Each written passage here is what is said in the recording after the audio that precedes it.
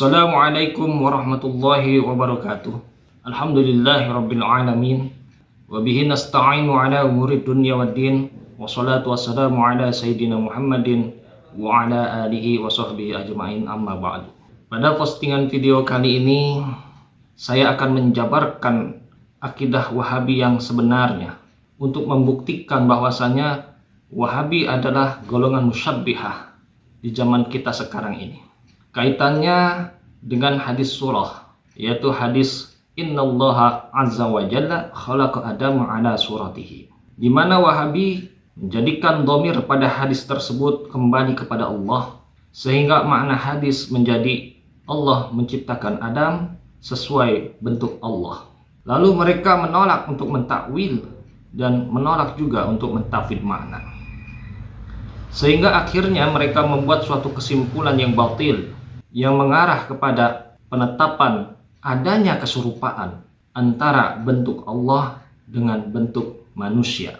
Dan hal itu bisa dibuktikan dari perkataan ulama mereka sendiri, yaitu Ibnu Utsaimin di dalam kitab Majmu' Fatawa li Ibnu Utsaimin, kumpulan fatwa-fatwa Ibnu Utsaimin. Ini dia kitabnya, kitab Majmu' Fatawa juz 8, ada di halaman 89. Di sini. Seperti biasa, sesuai permintaan netizen, teks kitab ini sudah saya ketik ulang. Di sini.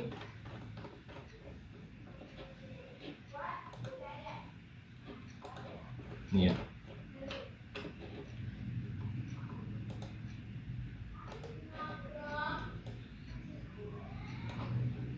Kemudian sudah saya beri harokat dan sudah saya tulis juga terjemahannya, supaya netizen bisa dengan mudah untuk membacanya kembali, atau mungkin untuk dibagikan, di-share sebanyak-banyaknya, atau barangkali ingin mengumpulkannya agar nanti bisa dijadikan buku dan untuk disebarkan dalam bentuk buku. Boleh, sekalipun tidak mencantumkan nama saya. Karena yang terpenting bagi saya adalah tersebarnya ilmu. Mudah-mudahan bermanfaat bagi kaum muslimin sampai akhir zaman. Untuk mempersingkat waktu, langsung saja kita baca apa yang dikatakan Ibnu Utsaimin terkait hadis surah. Fa idza qulta ma hiya suratu allati takunu lillahi wa yakunu adamu 'alaiha. Apabila Anda bertanya, apa yang dimaksud dengan bentuk yang dimiliki Allah di mana Nabi Adam serupa dengannya? Qulna inna Allah azza wa jalla wajhun wa lahu 'ainun wa lahu yadun wa lahu rijlun azza wa jalla, lakin la yazamu min an takuna hadhil asya'u mumathilatan lil insani. Kami katakan, sesungguhnya Allah azza wa jalla memiliki wajah, mata, tangan dan kaki, namun tidak berarti bahwa hal-hal tersebut menyerupai milik manusia secara identik. Fahunaka syai'un minasyabahi lakinnahu laisa 'ala sabilil mumatsalati. Di sana memang ada keserupaan antara bentuk Nabi Adam dengan bentuk Allah, tetapi bukan dalam bentuk keserupaan yang identik.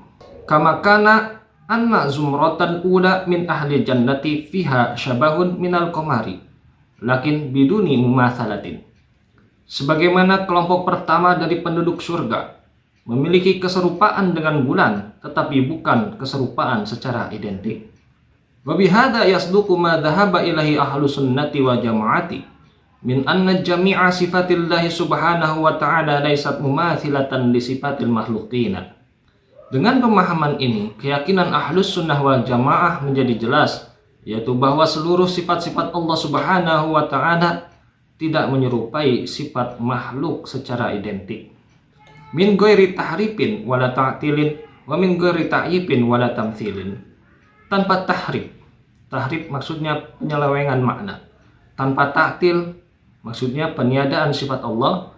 Tanpa ta'yif maksudnya menentukan gambaran sifat Allah.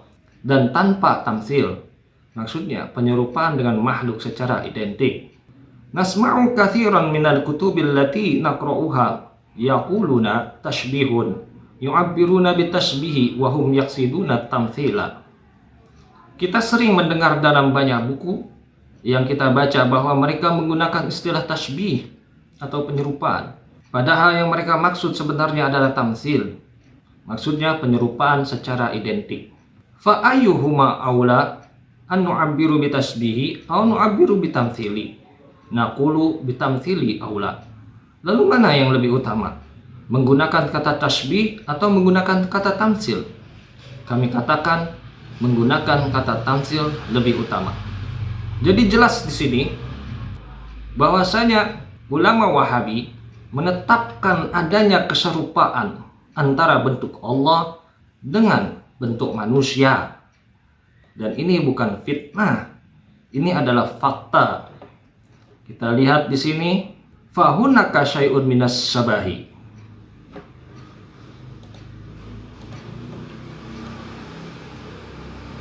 Ini memang di sana ada keserupaan. Jadi tidak salah apabila kita mengatakan Wahabi adalah musyabbiha. Musyabbiha dari kata syabbaha yusabbihu tasbihan, yaitu orang-orang yang menetapkan adanya keserupaan bentuk antara Allah dengan manusia. Dan kata musyabbiha itu sendiri memang diambil dari kata asyabahu atau asyibhu, shin, ba, dan ha, sehingga dikatakan musyabbiha. Dan di sini jelas Ibnu Utsaimin menetapkan asyabahu yang artinya keserupaan. Tetapi menurut mereka tidak serupa secara identik. Itu artinya Wahabi membedakan antara tasbih dengan tamtsil. Menurut mereka, tasbih penyerupaan secara ijmal atau garis besar itu boleh. Yang tidak boleh adalah tamtsil, penyerupaan secara identik. Maha suci Allah dari perkataan musyabbihah. Maha suci Allah dari sifat-sifat yang disifatkan oleh golongan musyabbihah. Subhanallahi amma yasifun. Sehingga tidak bisa dibantah apabila kita mengatakan Wahabi adalah musyabbihah. Karena menurut para ulama Ahlus Sunnah wal Jamaah menetapkan sifat Allah bila tasbih wala tamtsil, tanpa penyerupaan secara ijma dan juga tidak menyerupakan secara identik. Logikanya, apabila penyerupaan secara ijma sudah tidak boleh, apalagi menyerupakan Allah secara identik. Dan di sini jelas yang diserupakan adalah bentuk Allah. Maha suci Allah dari perkataan musyabbihah. Ini sangat berbahaya sekali apabila diajarkan kepada orang-orang awam. Maka sudah benar apa yang dikatakan Ibnu Khuzaimah, seperti pada video yang sudah diposting sebelumnya terkait takwil Ibnu Khuzaimah di dalam hadis surah. Ibnu Khuzaimah mengatakan orang yang menjadikan domir di dalam hadis surah kembali kepada Allah merupakan orang-orang yang menyerupakan Allah dengan makhluk, membawa pemahaman hadis kepada pemahaman tasbih. Dan itu ternyata benar, terkonfirmasi di dalam perkataan Ibnu Utsaimin ini. Dan yang lebih mengherankan, di sini Ibnu Utsaimin mengkiaskannya kepada tasbih antara makhluk dengan makhluk. Ibnu Utsaimin mengkiaskan kepada zumratu ulamin ahli jannah, kelompok pertama dari penduduk surga yang diserupakan dengan bulan. Padahal di sini jelas ini tasbih antara makhluk dengan makhluk. Tidak boleh Allah dikiaskan dengan tasbihnya makhluk dengan makhluk, karena Allah bukan makhluk. Allah adalah Khaliq. Dan apabila dikatakan ada sebagian sifat Allah yang sama dengan sifat makhluk, seperti mendengar, melihat, hidup, dan sifat wujud, maka itu semua tidak dikatakan tasbih karena tidak berbicara tentang bentuk Allah. Dan sifat-sifat yang tadi disebutkan adalah sifat-sifat azali, sifat yang ada sebelum makhluk diciptakan tanpa permulaan. Tidak ada kaifiyah, sehingga tidak dapat dikatakan serupa secara ijma dengan sifat makhluk.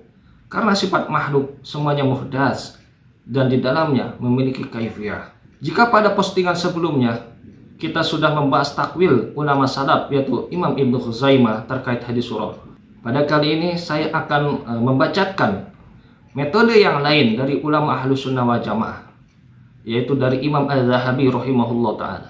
Bagaimana metode Imam Az-Zahabi menyikapi hadis surah ada di dalam kitab Mizan al-I'tidal. Ini kitab Mizan al-I'tidal, ada di halaman 378.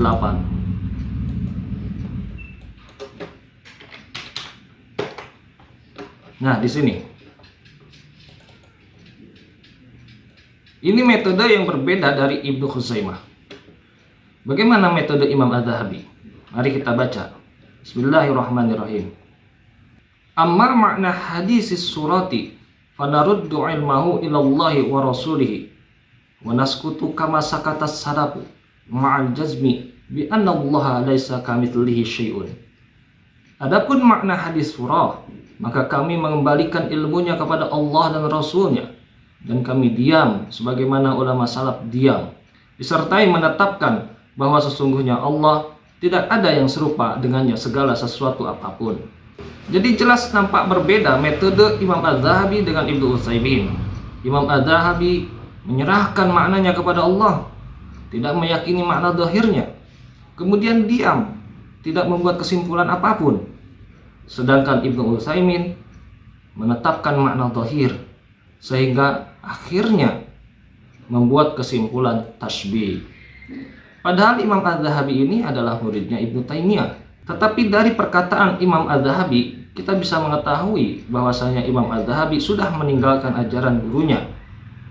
Karena Ibnu Taimiyah sangat mengingkari tafwid makna. Bahkan Ibnu Taimiyah mengatakan orang-orang yang mentafwid makna adalah ahlu tajhil, yaitu orang-orang yang melakukan pembodohan. Dan di sini dengan jelas Imam Az-Zahabi dengan perkataan yang sangat sharih menyerahkan makna hadis surah kepada Allah dan Rasulnya, atau disebut juga dengan mentafwid makna.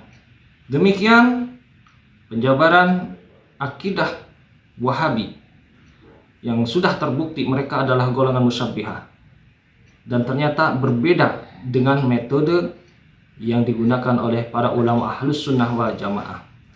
Mudah-mudahan bisa menjadi ilmu yang bermanfaat. Allahu a'lam bishawab. Wassalamualaikum warahmatullahi wabarakatuh.